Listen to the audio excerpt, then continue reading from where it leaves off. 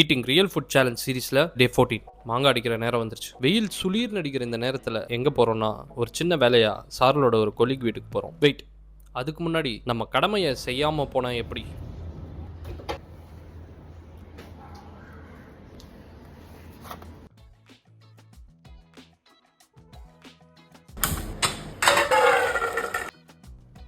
And கொஞ்ச நாளாக இந்த கினோவா ரைஸ் தான் நான் சாப்பிட்டுட்ருக்கேன்.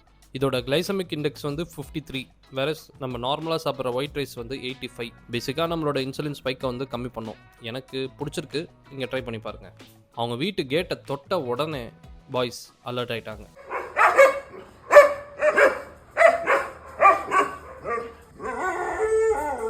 அவங்கள மீறி இங்கே ஒரு சின்ன இலை கூட அசையாது போல், அவ்வளோ அலர்ட்டாக இருக்காங்க. அப்புறம் அவங்க கார்டனை போய் சுற்றி பார்க்கலான்னு போனேன். மலையாள படத்தில் காமிக்கிற லொக்கேஷன் மாதிரி இருந்தது. இந்த பலாமரம் அப்புறம் நிறைய டிஃப்ரெண்ட்டான செடியெல்லாம் வச்சுருந்தாங்க.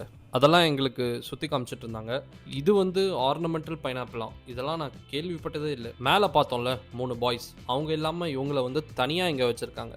இவங்க வந்து தாய்க்குளம் கிட்ட வரும்போது அல்ல என்னை விட ஹைட்டாக இருக்குது. அப்புறம் அவங்களோட மீன் தொட்டியும் காமிச்சாங்க. இது வீடு இல்லை, ஃபாரஸ்ட். இவங்க எல்லாரையும் எப்படி அவங்க மெயின்டைன் பண்ணுறாங்கன்னு எனக்கு சத்தியமாக தெரில. அவங்க ஃபாரஸ்ட்லேருந்து சில செடிகளை நம்மளுக்கு கொடுத்தாங்க. அதை எடுத்துகிட்டு வந்து நம்ம வீட்டில் வச்சாச்சு. அப்புறம் ஃபாலோ பண்ணிங்கன்னா நாளைக்கும் சந்திக்கலாம்.